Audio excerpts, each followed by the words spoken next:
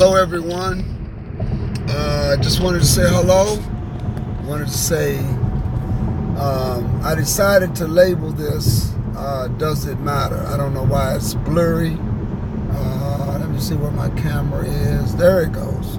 Don't forget to hit that subscribe button right there. To all of my Israelite brothers and sisters, scattered, adopted, heirs, joint heirs, wherever you are, whoever you are, those that are walking and striving with the Most High. I labeled this, Does It Matter? And I'm talking about when was the Messiah resurrected, and does it matter? There's this thing about, well, it has to be 3 days and 3 nights. He didn't rise on a Sunday. Some people don't know what day he rose on. Some people say it's Sunday. And so the question is all of this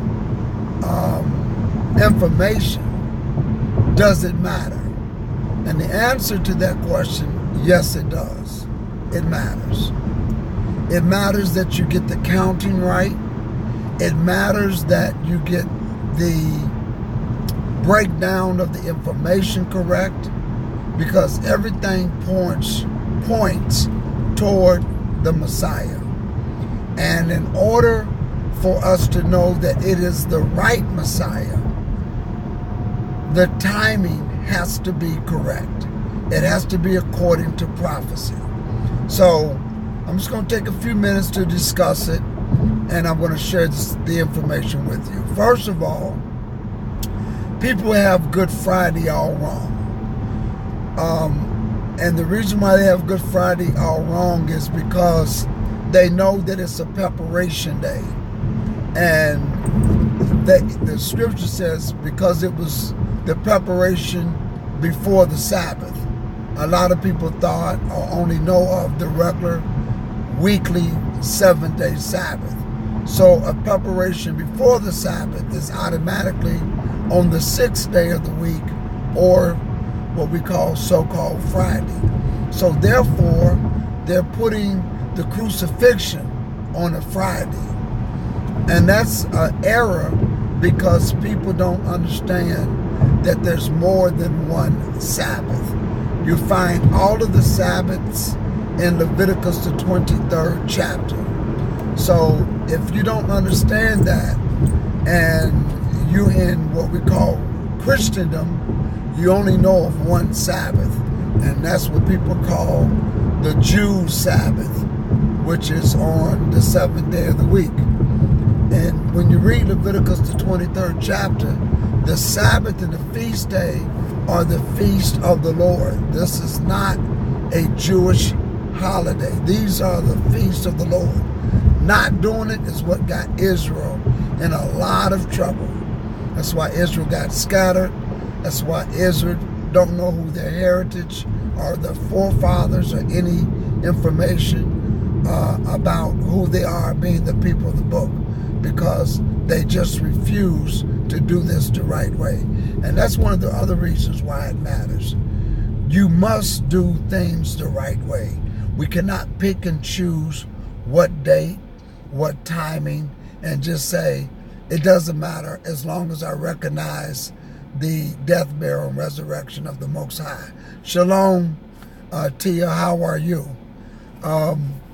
So the reason why it does matter is because when they asked Jesus for a sign pertaining to the end of time, he said only an adulterous, a wicked generation seeks after a sign.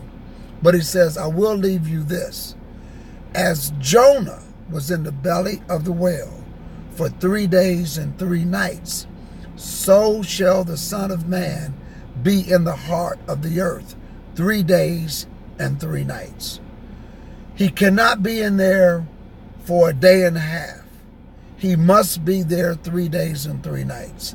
That is the sign that the Messiah wanted to give people, so that you would know this is the correct Messiah. I'm sorry about the light. There you go. So he wanted people to know.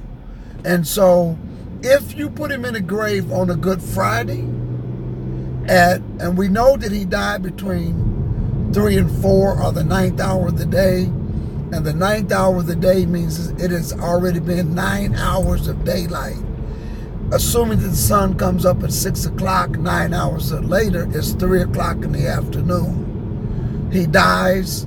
They take his body off the cross and they immediately put it in Joseph of Arimathea's tomb. So you have to start counting at that point. So let's just say you say it's Friday. Friday to Saturday at that same time of a 24-hour mark is only one day. If you go to the next morning, Sunday morning, at best you're going to have is 36 hours.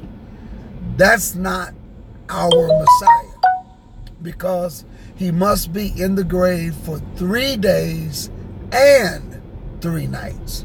As Jonah was in the belly of the whale, so he would be in the heart of the earth. So it does matter. And the reason it matters, again, is because he's letting us know that we need to know who he is and his timing, because if he gives us a date, it's important to him. What Emperor Constantine did, and a lot of people got up this morning, 6 o'clock, and they went to sunrise service. Sunrise service, if you look that up, that is something that is simply marking the sun. It's sun worshiping. Even to do this is sun worshiping. And so there is no sunrise service anywhere you can find in the King James Version Bible. Some people feel that because they don't understand when Jesus rose, they say, being that Jesus rose today on a Sunday, in their minds, which again, he didn't rise today, Jesus rose on the Sabbath. But anyway, they say, well, Jesus changed the Sabbath when he rose on the first day of the week. Let me just explain something to you about the law. Jesus said, I didn't come to change the law, I came to fulfill the law. He would never, ever change Torah. He came to fulfill it. Everything was set up as a replica to introduce the Messiah. Everything. All of the sacrifices, the way they sacrificed, the fact that you had to get a lamb without blemish, the fact that you had to have unleavened bread as a meat offering, you had to have a drink offering. All of this is a replica of the Messiah.